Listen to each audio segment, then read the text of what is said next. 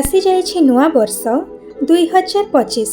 नुआ वर्ष रे अनेक बड़ ग्रह राशि परिवर्तन करिवे। एही वर्ष खूब शुभ हेबाकु जाउछि।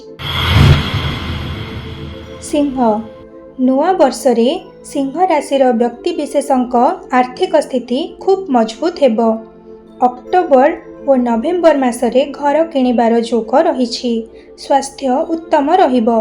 पेट जनित सामान्य समस्या आसीपारे। कार्यक्षेत्र रे सफलता पाई आपण राशिर स्वामी ग्रह सूर्यदेव को जल नियमित अर्पण करंतु।